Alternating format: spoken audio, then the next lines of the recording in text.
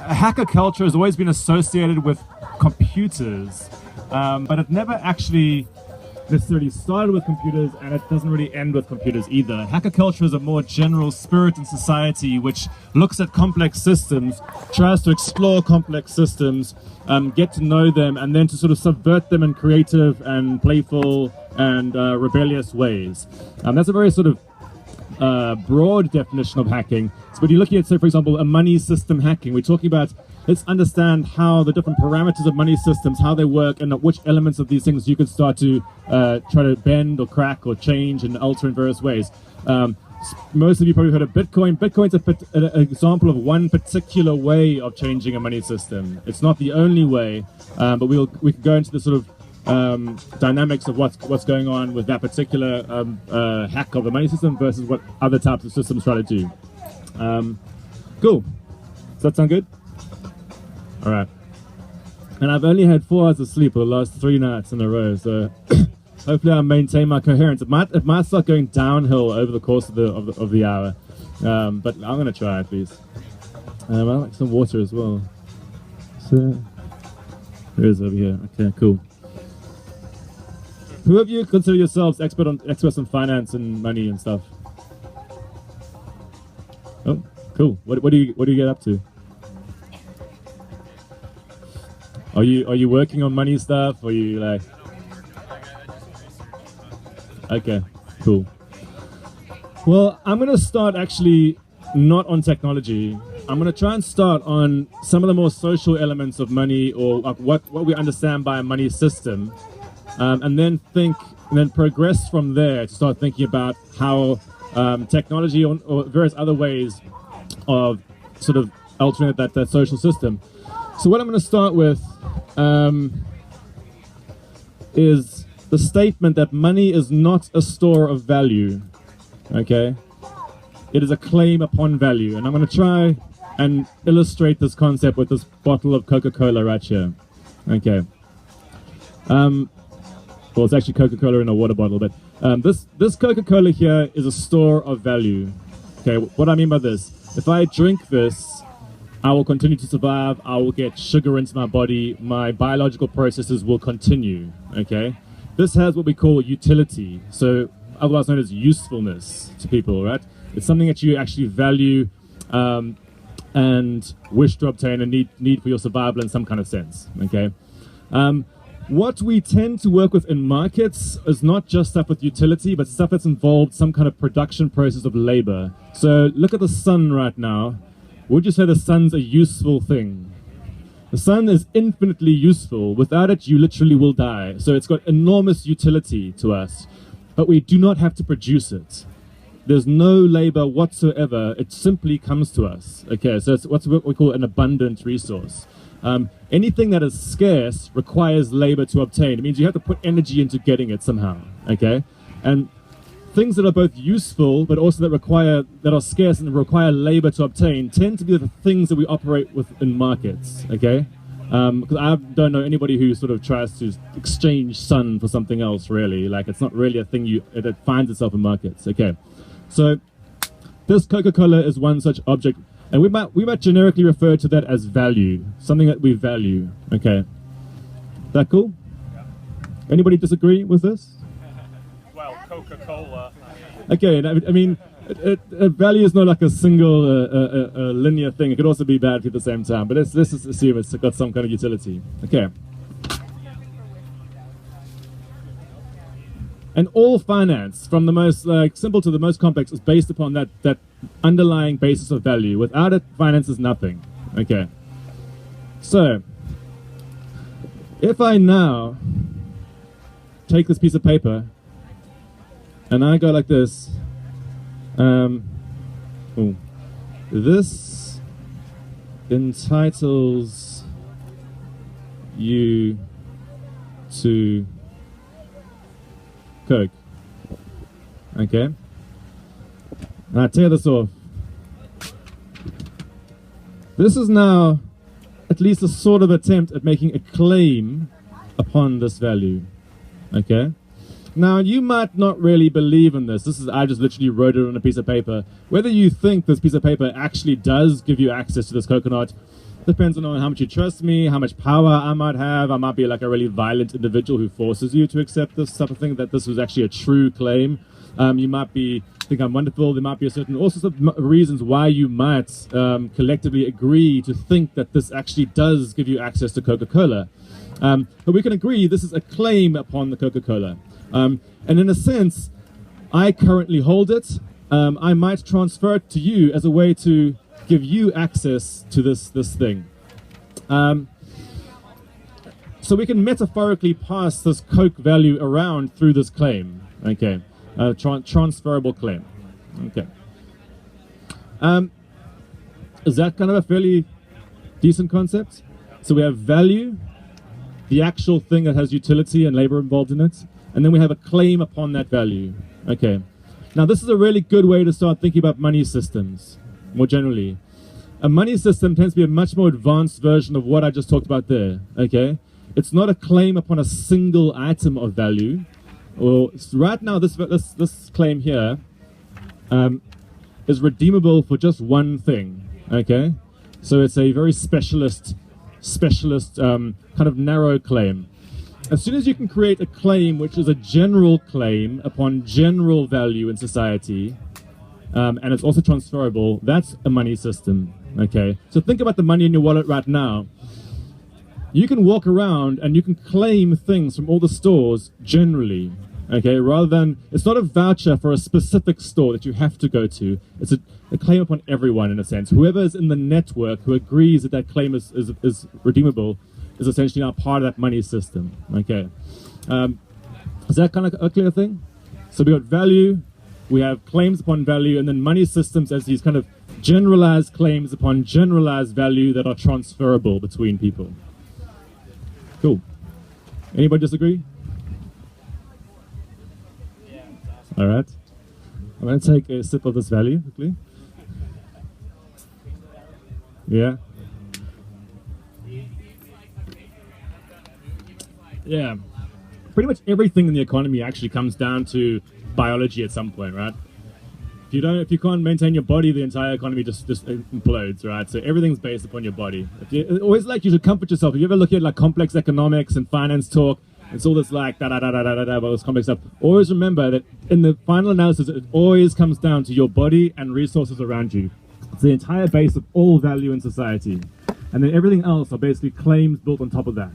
Attempts to move that around between people through these attempts, through contracts and money systems and so on. Okay. So take comfort in that. Okay, now we're going to get slightly more complex. This is what you need to start understanding the banking system. Let me just check that I'm on track with this.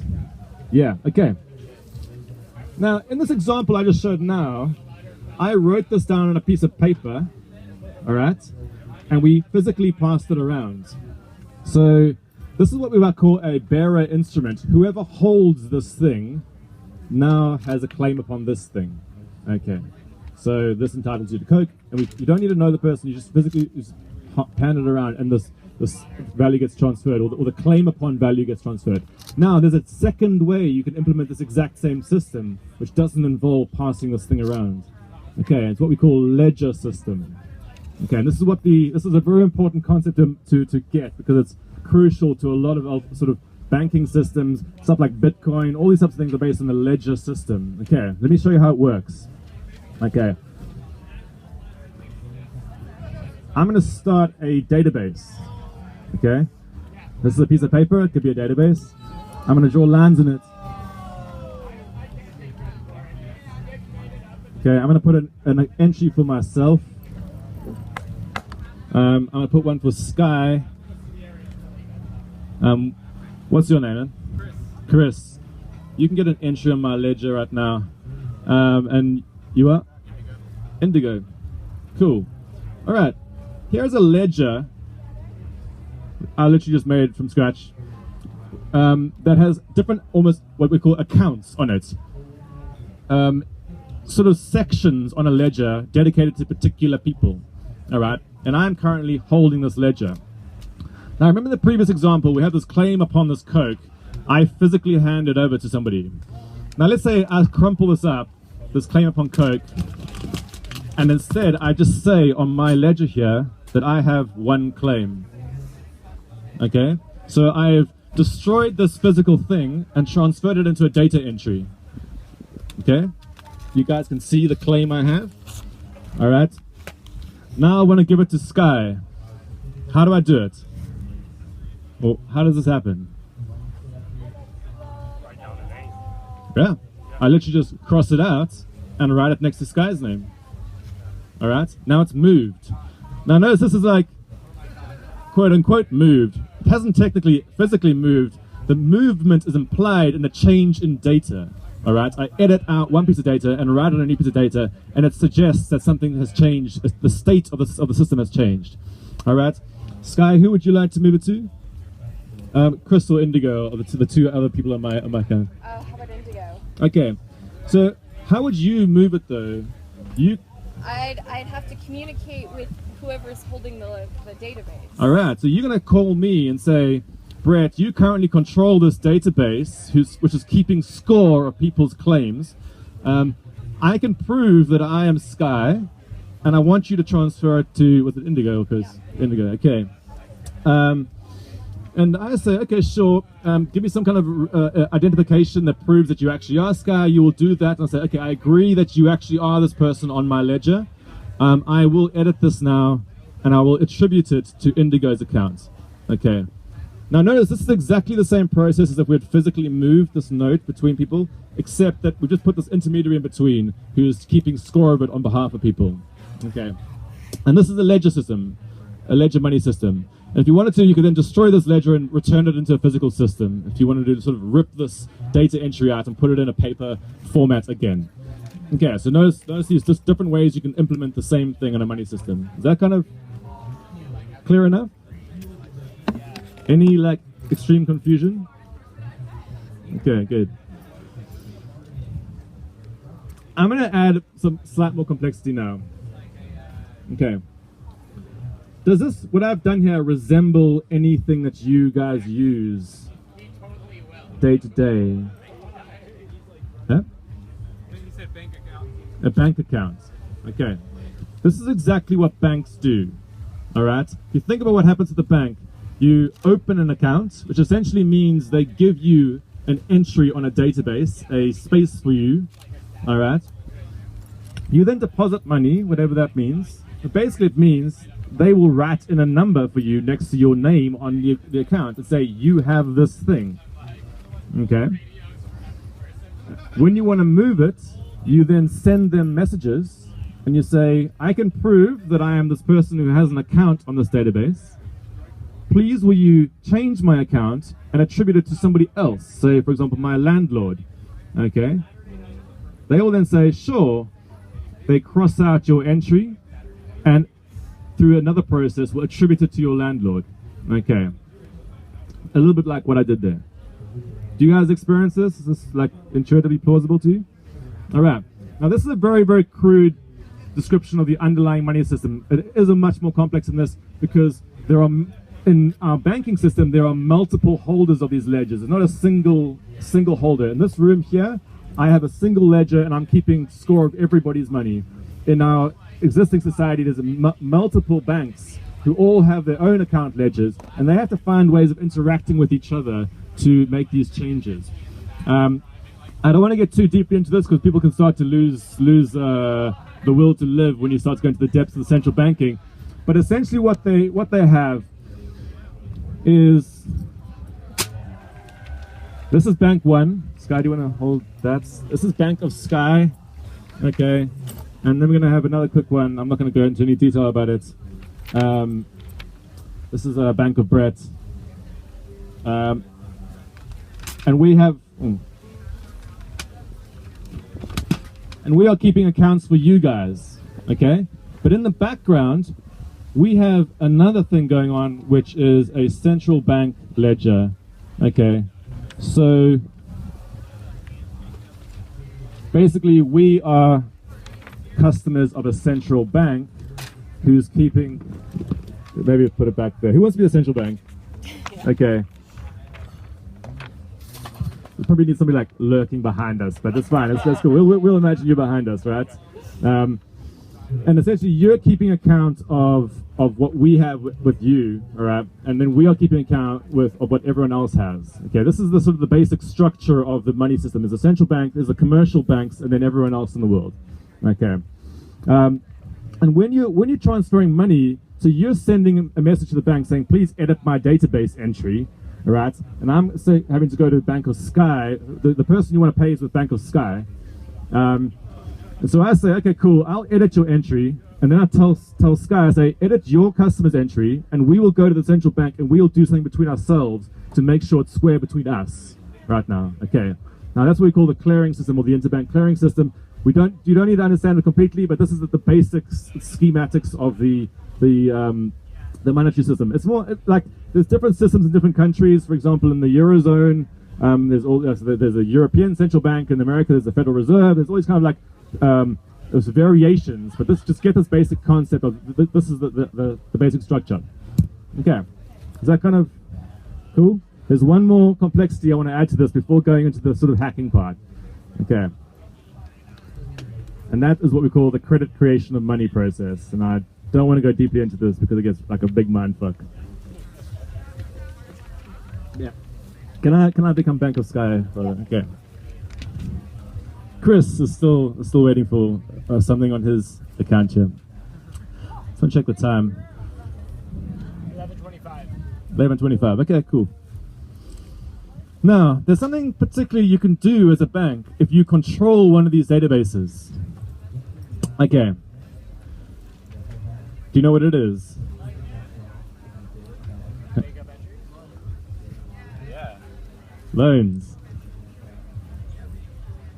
I always get scared about trying to explain this because it's very conceptually difficult to convey it accurately, but I'm going to try to do it intuitively in some kind of way. If I control this database and people believe that these units that I have in my database are legitimate, I have a certain ability or leeway to start to essentially add data in and for people to still maintain their belief in it. Okay, so this is where what we call the credit creation of money process, sometimes called fractional reserve banking, emerges. So, Chris, do you want a loan from me for something? Yeah. Okay, what do you want a loan for? $5 for... Okay, $5 to buy something, right? Now, how I can do this to give Chris a loan is literally to just write a new number into this account for him. Okay? There we go. He has 5 now on my database. It says so. Okay? Now, in exchange for me giving you access to this entry in my database, I'm going to extract something back from you. I want a long-term promise from you that you will give me 6 back. Alright? At the end of the day. You'll do it. Okay. Now, technically speaking, what's going on here with banks is they make these short-term promises to say, you have 5 on my database in exchange for a longer-term promise that's worth more. Okay, this is how banks extract money through this process of making short-term promises in exchange for long-term promises back from you. Okay, don't worry if that sounds really conceptually confusing. It is kind of confusing, and it relies upon what we call the system of reserves at the central bank. But the basic point to grasp is banks have the ability to basically write money into existence as promises to you, okay? And you will believe that that money actually exists, and you'll be able to use it in society. And a large part of the money supply actually exists as these essentially bank promises, okay? And they are maintained on these databases, and then when you want to move it around, you basically send messages to those banks, and you say, I control this account, please would you attribute the money in my account to somebody else's account, and then the money moves through essentially through the editing of these databases. Anybody like completely lost it by now, or is this like still vaguely holding together? Okay, cool. Now I want to kind of go into maybe 6 or so ways you can start to alter these money systems. First of all, any immediate questions on that, just from anybody who needs to? Cool? Okay. if you want to go into the complexities of that, start reading about credit creation of money, read about electronic money systems and so on. They will start to explain these things. But remember that trajectory that I showed you. Start with something that has real value, okay? Actual utility. Then you have systems of claims upon those, generalized claims upon those. You can record those claims as entries in a database, all right? And then banks can actually write new claims in through the process of making loans, all right?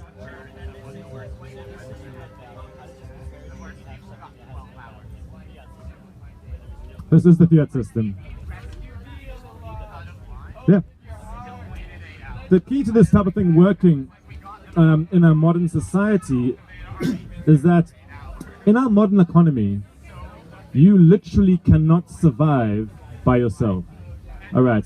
If all the services that you rely on were taken away, how long would you think you'd survive for?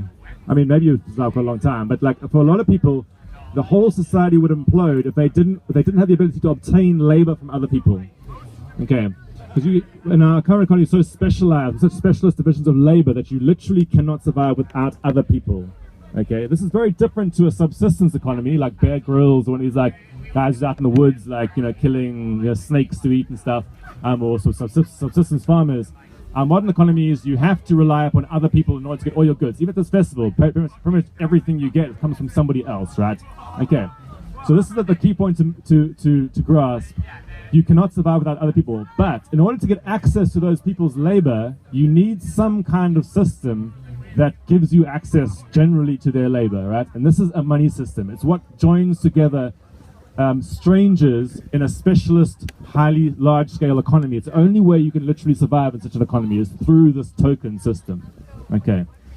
So when people say the fiat currency system has no value or is like bullshit, it's a pretty dubious thing to say, actually. The fiat currency system works very, very well for a large-scale specialist society where strangers interacting with each other who do not know each other. Okay, but we can go into that.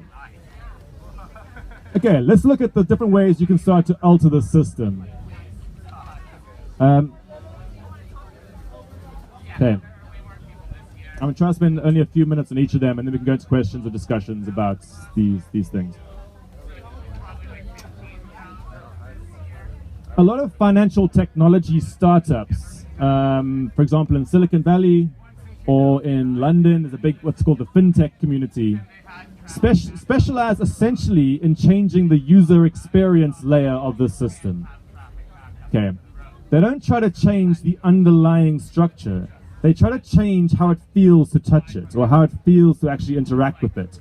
Okay, in this current system, say I'm a bank, I've got your account numbers here, you send me messages asking me to move your money around for you. All right. Maybe in the old days you had to go into a branch to do that. Maybe you had to phone them, all these kind of things to send these messages to your bank. Nowadays, there's a whole world around, okay, you can use your mobile phone to send the message. Maybe you can use a retina scan to send the message, or your fingerprint on an iPhone, a fingerprint reader, or something like that, essentially. A gigantic world of how do you change the way people interact with the database. Okay. Now you can get the idea that itself doesn't change the monetary system. It changes how it feels, or how you're how seamless it might be, or how convenient it is. For example, so a lot of the payments companies work with being able to use your payments card. That's what they're trying to do. They're trying to create these sort of seamless ways of interacting with bank databases. Is that clear? So often these big so-called future of money conferences, or kind of like this sort of hip tech scene around future of money, essentially are talking about something quite shallow, which is the changes to money systems are about changes to user or customer experience. Okay, it's not to do with the power dynamics or the politics or anything like that. I'm not saying that's bad necessarily, although there are quite negative potential implications of this, which we'll be discussing on Sunday around purely electronic money systems, which I won't talk about now. But that's sort of the first way you might want to quote unquote change the money system. Okay. The second way you might want to change a money system, which is more profound in terms of the scale of the change, is change who gets to control the databases. Okay. Note now, this is not a user experience thing, all right? It's got nothing to do with how easy it is to interact with the database. It's about who actually controls it. Okay, right now these money databases are controlled by the banking system. Now I'm not trying to make out that the banking system is necessarily a bad thing. You might think banks are great, but it's simply the fact that there's an oligopoly of banks that control the database system that your money is recorded upon. The big excitement around cryptocurrency and Bitcoin was essentially around this point, is that you could find a way to change who controls the databases, or who controls these ledgers. That is the core thing about Bitcoin, okay? Nothing else. It changes who controls the database. In the case of Bitcoin, it enabled a group of people who didn't know each other to collectively maintain a database without requiring those intermediaries. Okay, to say, we could have the same database here, but without Brett having to control it. It could sort of almost metaphorically float among us, and we all collectively maintain it through these protocols. Okay. And that's essentially the key takeaway point about Bitcoin. Now, the political dynamics of that depend on who you are. Okay, so if you're a lot of, say, conservative libertarians like this idea because they believe it could allow you to get away from the central bank. For various reasons, they don't, in the libertarian philosophy, that's a good thing. Okay, left-wing anarchists. I'm aware. I'm based in the UK, and the term anarchist has a different connotation in the European context than it does in the American context. In the American context, anarchism often refers to what we call libertarianism in the UK. In the European context, anarchism is a left-wing movement around radical communitarianism, essentially. Okay, small-scale, decentralized groups of highly communitarian organization, coming out of Marxism, essentially. And that's anarchism in the European context. I don't know if it really translates into the American context very well. But a lot of left-wing anarchists kind of like the crypto thing as well, because this is potentially a way we can collectively maintain these sort of systems that we can collaborate without relying upon these large corrupt structures. Okay, so we can potentially scale up our collaboration through these, being able to control these database systems collectively. Okay, so did that kind of like cross over? That's you guys get that basic idea about the Bitcoin stuff? Okay, I want to move on from Bitcoin because people fixate upon it as the only way you can change money. But quick question about Bitcoin. Does that mean that the community has control of the ledgers, or is it certain people within the community that has control, or is something else?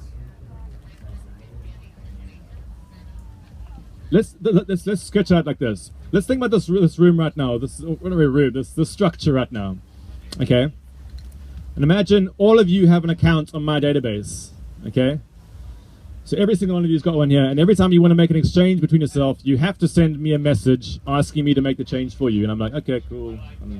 I edit this database, and I record all your transactions, and I